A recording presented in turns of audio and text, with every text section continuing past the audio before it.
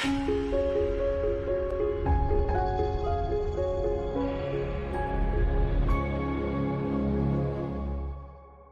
today we have Audrey with us, and she is going to talk to us about Listen Like You Mean It, opening the space.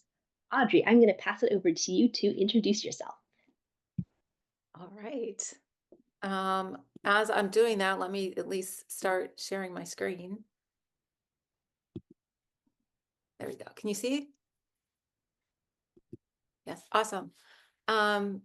Great. Thank you, Katiana. Thank you all for inviting me for this, spending some time together with you. As she mentioned, I'm Audrey Boydston. You may have seen me around the Agile community, a number of conferences. I'm also on the Agile Network, which is a new platform that Agile Alliance has been a part of, and Scrum Alliance and some of the others. Fun story, Anu and I met last year in North Carolina. So it's a small world, because I'm also looking at some of the locations some of you have put. I see Michigan, which is one of my neighbors since I'm in Ohio. I also saw Chicagoland. I moved from there like 6 years ago. Lots of stories there as well. So excited to spend some time with you today talking about listening. First, before I get started, listening, you see, like, okay, great. We all know how to listen. Or do we? Maybe we do, but is it always in the best way possible? And have we created the space where, as somebody had mentioned earlier, you can feel safe being vulnerable in what you want to share with the other person?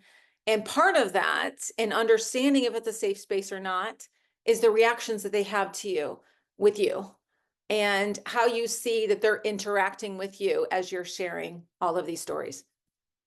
All right, so with that, the why. Why are we talking about listening? We need to be in a place to listen. And when I say place, I don't mean a physical place.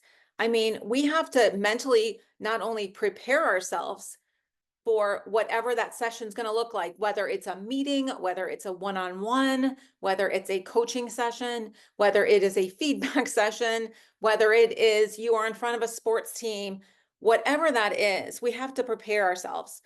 So when I say place, I want to give you a few examples. One of them, imagine somebody comes to you and they want to chat, and you say, sure, 1 second. And you're still on your laptop, or you're still on your phone, and you're like, oh, you can get started. What's your confidence that they are listening to you and not just hearing the words that are coming from you? Or maybe it's like, oh, I just have to finish this. But you can get started. I'm paying attention. One of the best things, and I was just talking to someone about this yesterday, is if you feel like that person's not listening to you yet, pause. Silence is okay before you start sharing, because you really want to have that connection in place.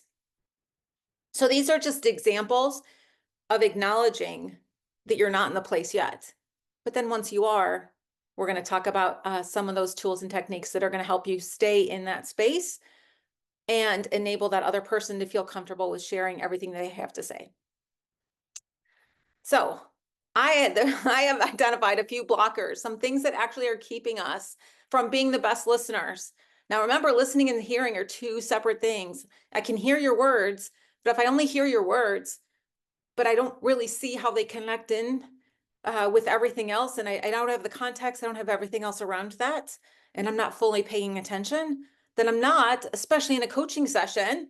We are in a Scrum Master meetup, actually Scrum Masters of the Universe, which I thought was really cool, completely unrelated to this slide. So the first one I want to talk about is inattentional deafness.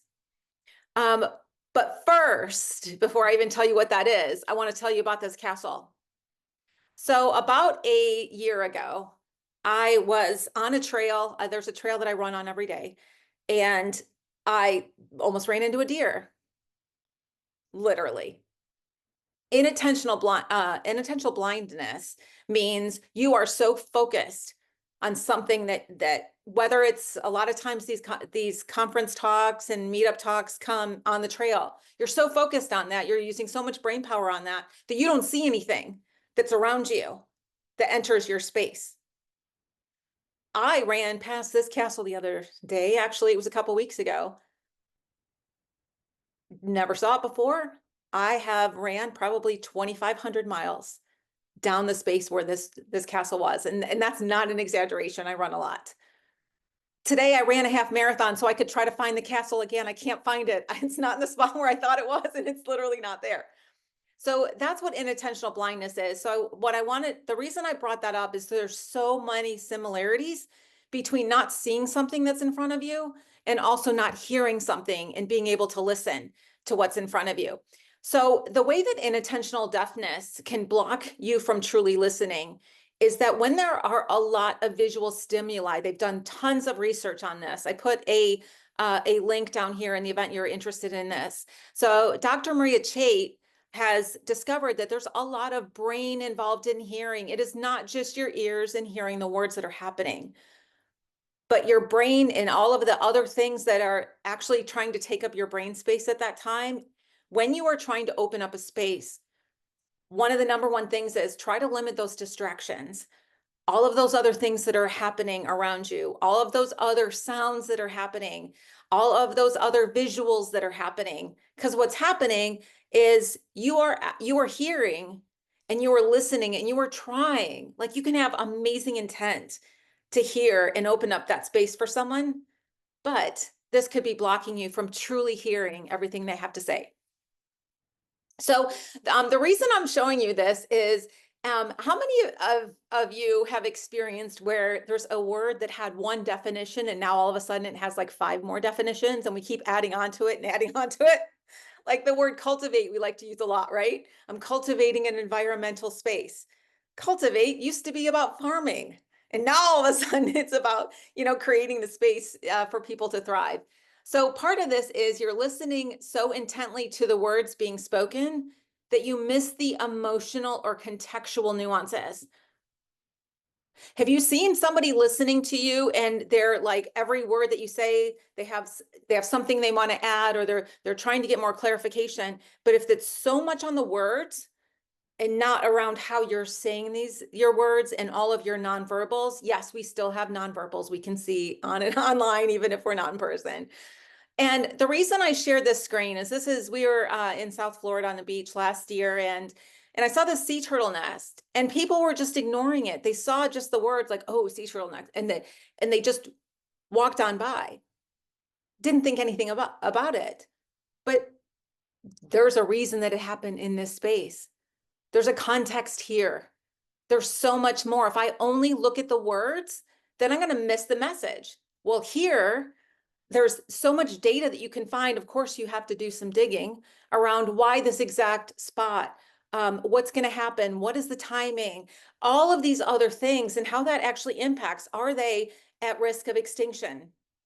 As an example, all of these things that are so important that we might miss when we only look at words. So my blocker number 2, locked in. Not locked in, actually. So my son is a sophomore in a private school here in Cincinnati, and one of his English teachers, I was having a conversation with her at a conference last year, and she was telling me about some of the recent things that teenagers are doing these days that they're noticing as teachers. And one of them is, they say when they're not ready to listen, they are not ready to be in that space, in that classroom, they will actually say these words. They'll say, "I'm not locked in. I need a moment." And there's kids that actually leave the classroom like, "I'm sorry, teacher, I literally am not locked in. I can't even imagine being able to listen to what you have to say right now. I need a moment." And they'll leave the classroom, compose themselves, whatever it is, go for a walk, and then they come back in and they're ready to listen. How powerful is that? Is we're creating a space and we just assume that, especially when somebody comes to us and wants us to listen to something that they want to share, really doing a check to say, are we ready at this moment in time to be able to engage in this dialogue, and having me set up to listen to what you have to say, as well as, are they set up to listen? Are they locked in to hear all of the great advice or other things that you're going to share with them in that dialogue? How many of you have been in a coaching conversation? And this is the Scrum Master and Coach meetup here. How many of you have been in a coaching conversation and you feel like either you or the other person was just not locked in? You ever had it happen before? See some head nods. Maybe a few of you. So what can you do? Maybe you take a moment. There's such freedom and just figuring out, is it the right time? Do I have so much on my mind right now that I really truly want to have this dialogue with you, but I'm not ready for it? Can you imagine how the other person would feel if you're like, if you're honest, you're making yourself vulnerable, like, I'm not even ready for this. And I really believe what you have to say is going to be important. Can we change the timing on this? So the next one, misalignment on intent. But that doesn't happen, right? Like, everyone's always, I mean, picture a meeting. Aren't we all always in agreement? We just walk into the meeting and everyone's like, awesome. Yes, I agree with you. This is perfect. So is this probably not a blocker for any of you?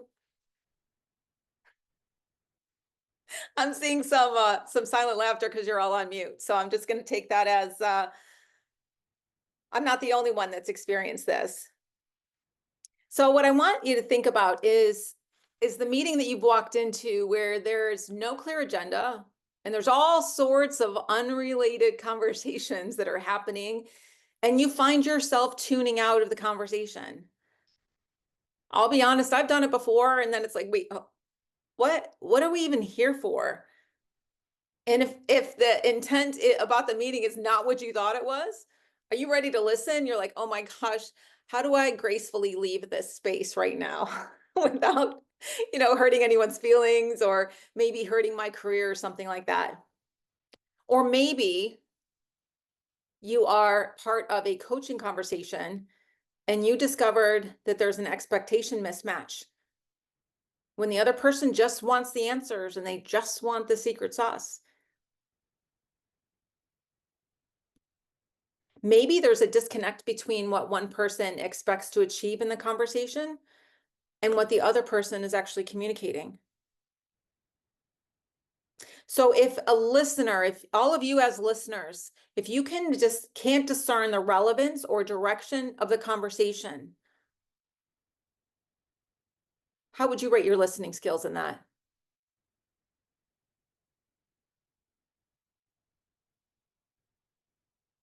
Sometimes it's not just I'm not ready to listen. I might not want to go to your next meeting.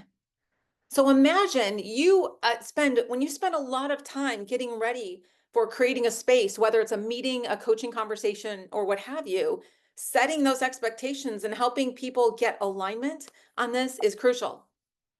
And the reason I put this slide in is sometimes we get these mixed messages. And so you might not know at the beginning of this, you've tried to create this space and you're like, yep, this is the direction we're going in. And then it's like, wait a minute, hold on.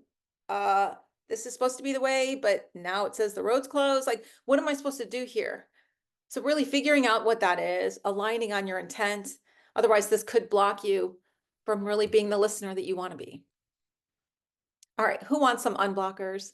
I know it's not a word. I had to put a dash in it because the word put like all this red squiggle underneath it.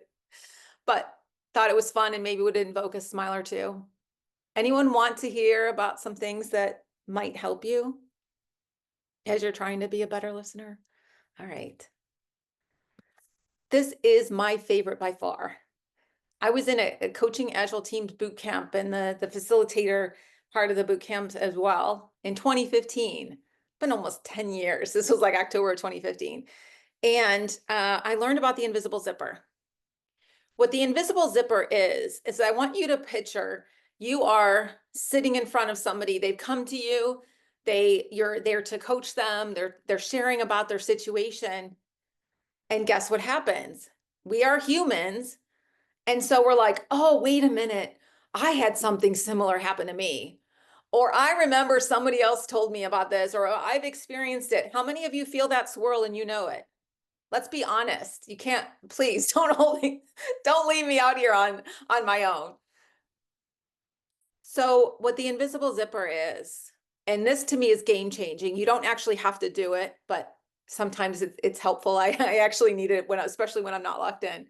So the invisible zipper means my intent is to focus on the words that you're about to share with me, the way that you're sharing them with me, the context surrounding the situation that you're about to share with me, and the emotions that are triggered, your nonverbals, all of that stuff. So in order to do that, I need to shut off all these extra thoughts and all the stuff swirling in my head to really provide the space to be the best listener I can be. And so the invisible zipper means I'm really just zipping up my brain for a minute. All these other thoughts, and I'm focusing on what you're about to share with me. I sometimes actually will do that movement like I just did, like I'm zipping it up, and that's it. But to me, I have found that this has been really, really game changing. I will say not to be overly dramatic, because when you start to think about the zipper, you know that you already are not on track to be the best listener you can be in that situation. All right, this is one I'd like you to do in chat. Using these 6 letters, there are 2 words that each have 6 letters, both related to this topic, that I want to see what you come up with. Which word do you see first? What's the word that is popping out at you right now? And I'm going to start to look at chat so I can see what you come up with. Let's see.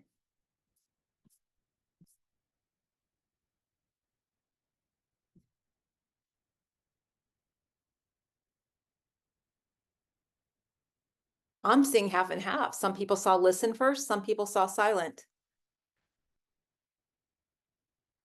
Do you think it's a coincidence that listen and silent have the same letters? Maybe so, maybe not. I didn't do some really deep research on this one, but it looks like, yeah, it looks like there's a good mix here on this. Oops, sorry, I just went ahead. One of the things, to be a good listener, we have to be silent. And that's why I have this in the invisible zipper section. We have to not, oh yeah, yeah. Like how many of you have tried to talk to somebody and it's great to show that you're engaged when somebody's sharing something, but if you keep using words, it's interrupting the flow of their thoughts as they're trying to share what that situation is or what happened or any of that as they seek what your guidance is. So being silent and waiting for those pauses where you can maybe ask a powerful question, something that's going to keep them on the trajectory where they're hoping to get to by the end of that dialogue. So there's 2 separate things here that I found that I think are interconnected that I want to share with you today. I found some synergy between this concept called listening for significance and also listening with empathy. So the first one, listening for significance, and I found it in this Coaching Questions book. It's a technique where a listener actively focuses on identifying the most important or meaningful aspects of a speaker's message. So again, not every single word, but what are those things that I'm seeing some patterns in what they're sharing? I'm seeing some things where the way that they're sharing specific things, I'm seeing a little bit of a change or a shift in their tone and how they're sharing that. It's about focusing on these key moments.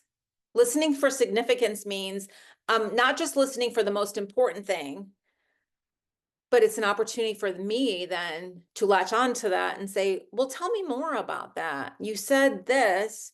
Are there any additional things that you believe are going to be helpful in this? Or, oh, wow, that's interesting. What have you learned about this? Or what other things have you tried? Right? Really showing that you're listening for those specific messages within all of those words that they might be saying. Book, maybe all of you, if not most of you, have either read or seen. There's a couple different editions, 7 Habits of Highly Effective People, and this brings empathy into it. This is about listening with the intent to understand, not just listening to the words, but understanding to understand, to really understand. So when you couple the two of these, you're listening for those specific words, those specific phrases. They're going to key you in or clue you into the exact issue, what's happening with this person, and then having that empathetic ear with them. I want to understand this. I want to understand not just the situation, but the impact that it had on this person. And that's where that empathy comes in.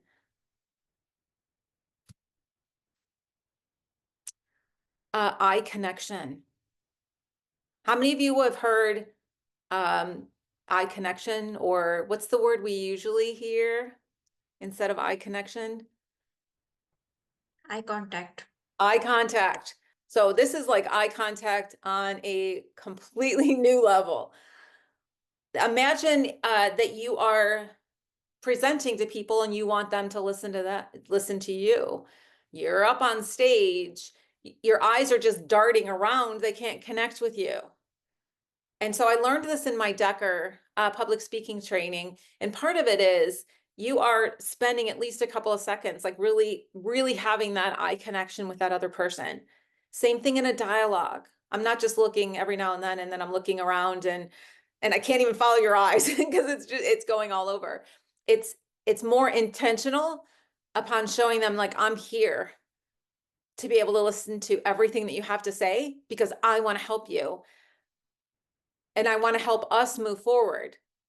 This isn't just one-on-ones, this is meetings too. You can even use this with sports teams. We've done this. I was yesterday, I want to give this this example because it's one of those hot off the presses one, or however you want to call it. There is a entrepreneurship program. And what they do is they ask local business owners to come in a couple times a year with the new group of students in this program, and they want them to practice eye contact, and they want to practice being able to talk to adults and ask us questions and listen. It was all about listening yesterday. Like, how do I listen for key things?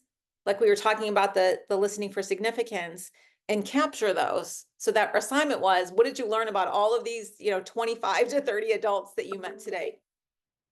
Some of them had eye contact where they'd ask me a question, then they'd look away and they were all over. Some of them had that eye connection. Sometimes it was a little intense, but hey, they're teenagers. They're just learning what this is. But it was really important because I could tell by the way that they were looking and the way they were acting as we were having these short dialogues that were, 2 to 3 minutes each, whether they were really truly listening for more than just the words that were coming out. Do you think it's a coincidence that your ears keep talking about, the way that you're hearing things and the way that you're listening, and that your ears are actually in the shape of a heart? Anyone notice that before? But it truly means when I am listening to somebody, my heart needs to be in it. If it's not, think of you all as coaches. Do you think you could maybe have had some better advice if you were really, truly like, my heart is in, I want this person to win at whatever this is. I want to help them navigate through whatever is happening with them. I want to help us as an organization. Imagine these large meeting rooms that you're in, and you're trying to make sure that everybody has a voice in that. I don't think it's really a coincidence that ear is in the word heart. So what really truly is the goal in listening? Is it somebody asked me, they want a coaching session, and here they are, and they've got some words, they've got a situation, and they want my help? Do good coaches give the answer? Or do they help the other person find the answer? I'm going to pause for a moment. I want you to put it in chat, or if you want to come off mute for a minute and tell us, or thoughts on that. You might say, Audrey, I think you're leaning one way and I disagree. I'm so cool with that. If you want to share that, you want to come off mute. Are we listening so we can have a solution for their problem? Are we listening so we can then share prompts with them that are going to help them get to the place that they need to be, and solving the problem in a way where they can own it and they can bring it forward? I should probably look at chat, see what you come up with so far.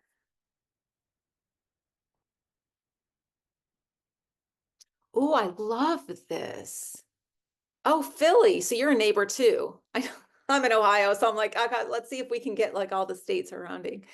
Coaches are like sculptors. They help remove the rock around the art and solution underneath that was always in there. Oh, I love that. I love that. Thank you. Listen is heard for sure. Additional bonuses are feeling valued and feeling connected. I take a lot of classes and I keep seeing this theme that people want to feel noticed. And it actually extends it from just being heard. You're hearing my words, but I want you to notice me as a person and really what I'm struggling with. And that goes beyond the words to what we were talking about before of the context around it, the emotions around it, as you're listening to that other person. Awesome. They want to feel heard. Don't you want to feel heard? You want to feel seen. Coaches, coaching coaches. I need coaching too. The joke has always been I had four mentors and like 2 coaches at the same time a couple years ago. And they were like, what was wrong with you at first? Like, why do you need so many? Well, there were a lot of areas I wanted to grow in. And as I was coaching other people, I needed to level set to say, am I still, how are my coaching skills? I need some coaching too. Don't coaches need coaching? Who wants to agree with me on that one? Don't coaches need coaching too? Yeah. And the other ones here, people want to feel connected and they want to feel valued. I value, and this goes on to even one of the questions at the very start of what if I'm going to be vulnerable and I don't know if it's a safe space. I think we have a gut feeling when we start sharing things and the reaction that we're getting from that other person, whether we think that, hey, this is a safe space, or maybe it's not.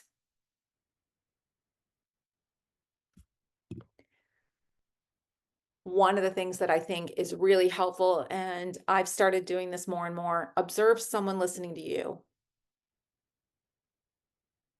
Now, the reason I say that is not to critique them, like, gosh, I came to you because I had something to share and you're not listening or whatever that is. It's no, observe someone listening to you and then think about what's working for you and what's not working for you. And then thinking back to, hey, as I'm listening to people that are sharing confidences, sharing struggles that they have, sharing challenges that they have, whether it's with their teams, whether it's with their leaders, whether it's with the entire organization, or whether it's, something, personal, it's a sports team that you're part of or that you're coaching. Observe someone listening to you, figure out what the impact is on you. And a lot of times it's like, ooh, I really loved it when they did that. I can't wait to add that to my list of things that I want to think about and consider the next time somebody comes to me and wants me to be 100% locked in and ready for me to listen to them. I think there might be a question. Saruchi, do you have? I see a hand. No, I don't have question, but I was having a quick thought that came in my mind when you shared that I'm a coach. I have 2 mentors and 4 coaches, or whatever, the other way around, 4 mentors and 2 coaches. Uh, and just wanted to quickly share a thought that yes, I do agree. A great coach always need to be a great learner and a continuous learner. I'm also in the same path, but then in order to continuously deliver, say, innovation or novelty in your coaching, you got to learn consistently. So learning and coaching is a loop. It's an infinite loop. It is. Thank you for sharing that.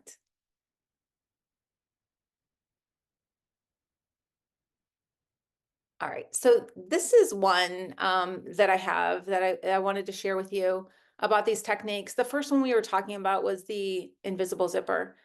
This is the one where you turn off all your other thoughts. Like, I'm focused on you, and I can't focus on you without being human and thinking about like all the different ways that I can connect with you. Why?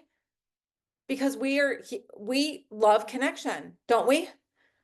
Can you imagine as a, as I love the Scrum Masters of the Universe, it makes me smile every time I say it, but as a universal group of, let's just call us a universal group of coaches and all of the Scrum Masters here, you want connection, right? You come to these meetups, you come to all these things because you want to connect with other people and you want to learn from them. So the invisible zipper, though, I think is really key, because I want those connections. Those can come later. Right now, I need to shut my thoughts down and I need to focus on what you have to say so that I can help you navigate to how somebody in chat so eloquently placed it. Help remove everything that's keeping you from seeing the solution that you already have to whatever it is. And as a coach, part of my job is to help you get there and to help you figure out where that solution is. You have it. I'm going to help you uncover it. The second one was the listening for significance one that we had, and listening with empathy. So I'm listening for all those key themes, and then I'm asking you more questions about them to truly, and then I'm listening with empathy because I want to understand it. I don't want to just understand and like, okay, I have a box check. Like, I understand exactly what I see what your situation is. I've heard you. I can gather what it is. But really listening with understanding and with empathy is that extra layer there. And then the eye connection. Didn't we say people want to be heard? They want to be noticed. They want to be valued. Connecting with them on a deeper level instead of a fleeting like glance, but really connecting with them can make a difference. There's one more thing that I want to share here. When we were talking about listening for significance, and the book was called Coaching Questions, one of the things too, when you're listening for significance, that means you know which question to ask next. Let me explain. How many of you have your go-to, let's be honest here, how many of you have your go-to powerful question that you like to ask? Anyone have a list of your powerful questions you love to ask? Those are the top of mind all the time. Or your top three?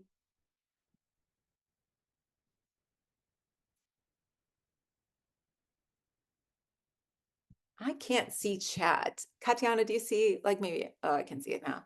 Just wondering if anyone had their top ones here.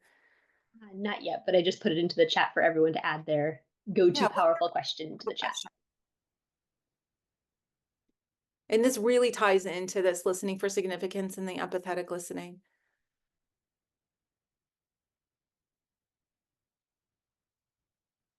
How are you feeling about the effectiveness of your approach to this? Or, yes, I love that. Or if I haven't tried anything yet, what do you think would be a good one to start with? Do you have any ideas of what that would be? And if I tried something, what have I learned so far?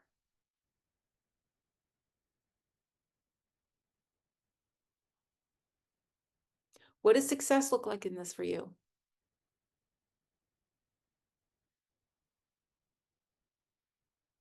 The power in a powerful question is asking the right question at the right time.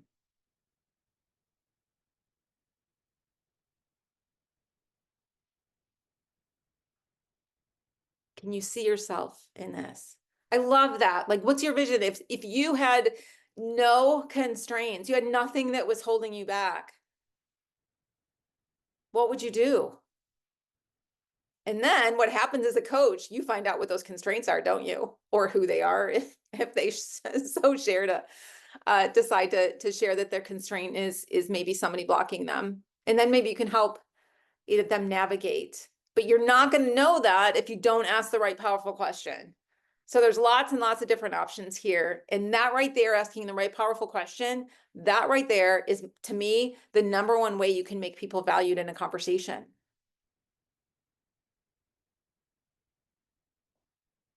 What's important for you at the moment? What's your biggest fear? Awesome. I love, these are great ones. All right. So my biggest curiosity is which technique you want to try first. Invisible zipper, the listening for significance, or the eye connection? Add it in chat. You can come off mute and share it with us. Raise your hand if you'd like. Curious which one resonates the most with you, where you're like, oh, I can't not wait to try that in the next coaching conversation, or maybe it's the next dialogue that you have with a family member, or a sports team, or the next meeting that you go into, whatever that might be.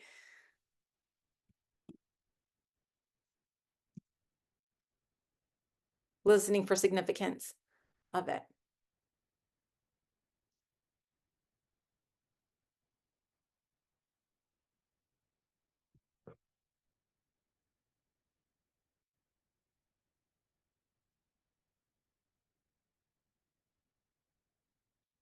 Any others? You might need to think on it too, so that there's no like rush and expectation that you have to add something right now. Just some things to consider as you're looking to really take your listening skills to the next level. Invisible zipper. Okay, now we can move on. I was waiting. I needed to have at least one invisible zipper for that one. What else? When mentoring, I love the listening for significance. So they know I'm laser focused on understanding, so I can provide guidance when they're ready. Did you see those 3 words in chat? When they're ready. Part of opening the space is not just, oh, I opened the space, awesome, dialogue can start. It's opening the space, and what you've created in that environment is to stay until that close of that conversation, and you determine what that next step is. The invisible zipper for me. Oh, that's awesome. Question, what if the speaker is rambling and talking just to talk? I have so many things on that. Where do I start? And that happens. It does. When you have someone that you're looking to coach, like let's just put this in a one-on-one session for a moment, and you have someone that wants to give you every single solitary detail of everything that happened, even remotely related to whatever that situation is. Sometimes it's okay to say, may I, and just gently, right? May I just stop you for a moment? I'd love to know in your mind right now, what is the biggest challenge of this right now?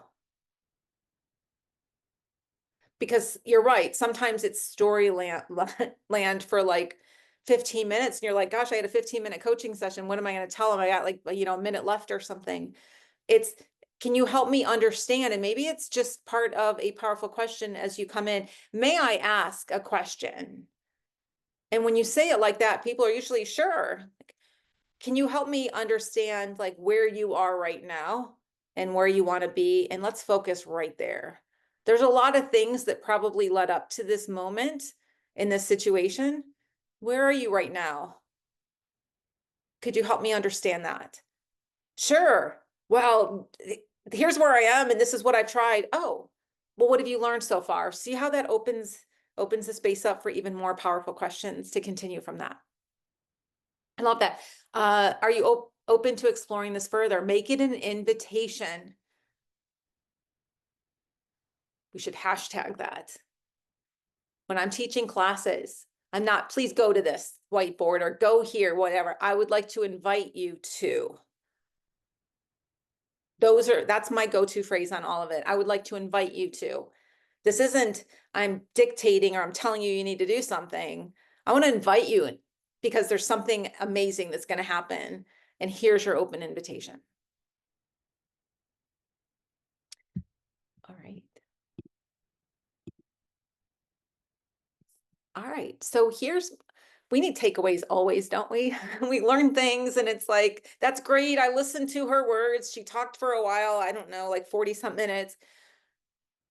what I'd like you to do, and this is an open invitation, thanks for the reminder there a moment ago, considering the individuals that you coach, the teams you facilitate, the learners that you train, practice this technique. Could be with a colleague, a friend, a family member, could be a coach, could be a teacher. My family always knows when I'm about to try something. They're like, are you serious? Can't you find somebody else? Like maybe I do it too often. Find someone who you're like, oh, I want to practice something. This is something I'm trying to grow at. I want to get better at. Focus on it during your next listening or coaching conversation, a training session you attend, coffee conversation, whatever that is. And then share your, sorry, there's a typo. Share your story with the Agile community, with us, and with all of you here at, I'm going to get it wrong. It's SMOTU, right? So Scrum Masters of the Universe. I got it right. Awesome. We'd love to hear your stories. I'd love to hear your stories. These are some, ways if you'd like to connect. I am on LinkedIn a lot. That's my, I don't want to say, I've heard somebody call it once, it's like your professional playground almost. It's like, I'm going out to recess. I get to learn more about what, everybody get to connect with other people that are like me and so forth. So if you'd like to connect, here's the code for LinkedIn. I'd love to hear your thoughts about this, what you liked, what you have questions on, and so forth. And so now I think, Anu, Katiana, I think we have a few moments for any other questions that they might not have asked yet. Yes, we do. I have not seen any that have come up in the chat that you've not addressed yet. So drop your questions into the chat or raise your hand and come off mute to ask them.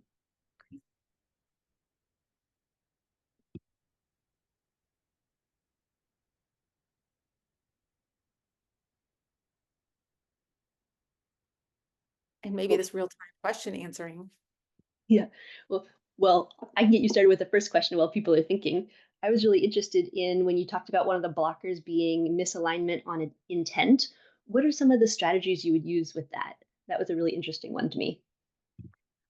Especially when you think of meetings. I'm glad you asked this question. When you think of meetings and there is no agenda, or maybe there is, and it was supposed to go one way, and all of a sudden you have, yes, those people exist, that change the topic, and all of a sudden it gets to be something else, and you can see that no one is actively listening to that. And so sometimes what I will say, and it's the way that you say it too, which I think is important, way more important than even the words.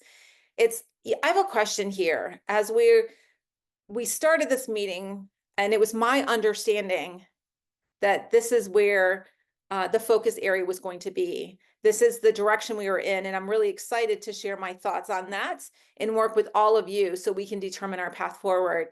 It appears, though, as if we have drifted a bit into some other areas. What do the rest of you think about this? So you see how it's like non-confrontational. It's more like, look, I came for something. And if they say, well, actually, we believe that we need to shift gears, because it happens sometimes, right? And we need to focus on this. Okay, great. That's the next thing. Let's stay on topic for this. Let's keep our focus here. And then is there anybody in the room that doesn't need to be here for the discussion? You can have that as an invitation for them to leave and go to something else, because we don't have unlimited time, do we? And no one wants to sit through a meeting that they don't need to be a part of. So I think part of that is, helping them get on track, because then everybody else is going to be like, well, gosh, I'm glad that she said it first, or he said it first, and I'm with you. This was really the intent. So I've tried that. Sometimes in coaching conversations, I have had people that will just keep going and going and going, like, Audrey, I need you to tell me what to do. I need you to tell me what to do. That other person needs to own it. I can't own it. And if I give you a solution, do you own it?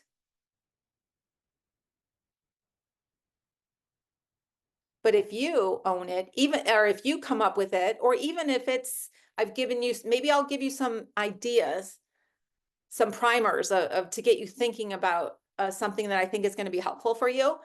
You still have to own it and make that decision on what your path forward is. So sometimes it is hard, getting them back on track. I have a story. This was really funny. Actually, it was at Scrum Gathering 2016 in Orlando. Isn't it funny how you remember these conversations? And there was a coaching area. And so I made it my mission that day. I'm like, I'm going to try to convince one of these coaches to give me the answer to this, like all of it. I know like what I want to do going forward. I want to see if I can test them. And do you know that I tried so many different ways to try to pull it from them? And then after that, I'm like, I have to give you accolades. It's probably the best coach I've ever had a conversation with, because you were able to continue to bring me back to how this is me. This needs to be about me.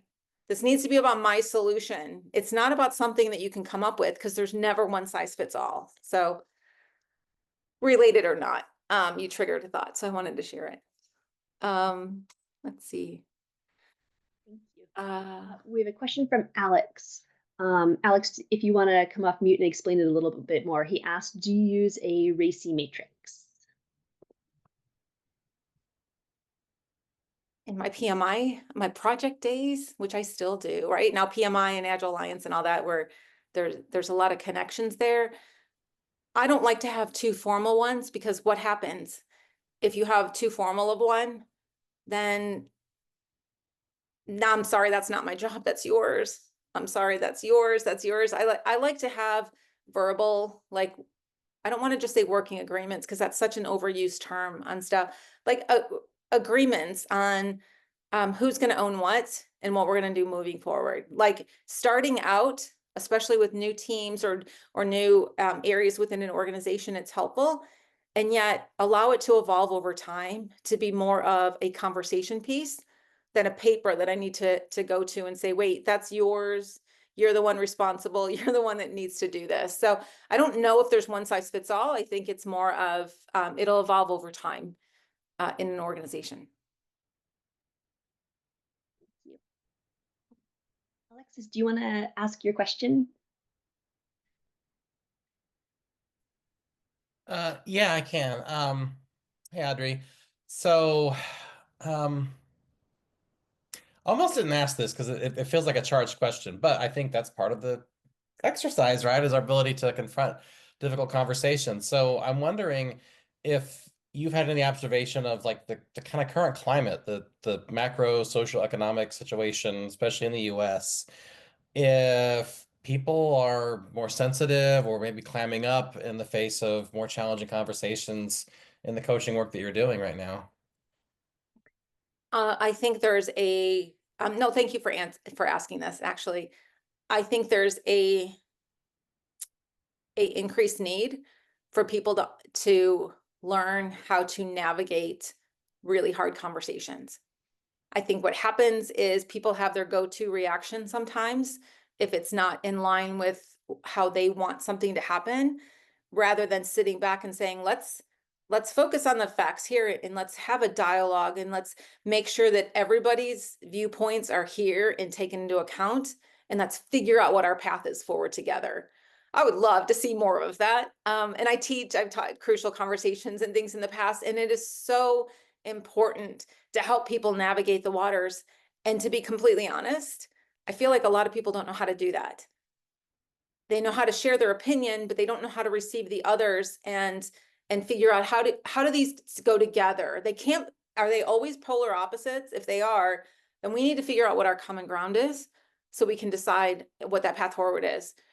And so when you mentioned that, it made me think of I don't know if any of you have read the book The Lean Machine, but this term has been all over this. Dontar Ostenwald actually calls it learning full conversations. I know it's not a real word, but that's what he calls it. And what it means is I'm balancing advocacy with inquiry. It means I'm not going to just sit here and advocate for my idea and that you need to follow my idea and this is what it is and this is the path, but I might advocate for my point of view and what I think is probably the path forward that I would recommend. But then I'm going to inquire from the rest of you, not just what you think of this, but what other ideas that you have or what other thoughts you have based on what I just said. And so I think some of these skills, the more that we can then as coaches, Alexis, continue to help people understand how you can navigate through all of these, the better it's going to be. It's not easy, but it definitely is worth, I would say, the energy put into that, because then people incrementally, you know, it's incremental change. It's not usually overnight. So thank you for asking that. Yeah, thank you. Yeah. All right, I think we're about at the top of the hour. We are. Ooh, looks like we have one last question. Yes, Michael. Thanks, Katiana. Hey, Audrey, thanks again for your presentation. That was awesome. Had a quick question. Trying to phrase this properly. Do you have a percentage of coaching needs within the safe environment versus a non-safe environment? I know safe is practiced in a bigger organization with PPIs and it's more structured versus non-safe methodologies. I was curious to see if you see a bigger percentage in one or the other. I think coaching, honestly, is independent of any way of working that people have. Completely independent. And here's why. And no, I'm sorry, I don't have any direct like percentages of that to answer your first question. Yeah. But the second one is, I think it's really important to look at, why are we coaching in the first place? Are we coaching to help people so that they follow a process? Are we coaching to help them navigate conversations? Are we coaching to help them from a career perspective? Are we right? There's so many different types of coaching, and there's so many different avenues here. I haven't seen any data that would be very specific towards a way of working. I hope that answered your question. Yeah. Yeah, it does. I know that your goal isn't to train them on their job and to make their job better, right? It's more about training them on how to be a better coach, regardless of what methodology they're using, right?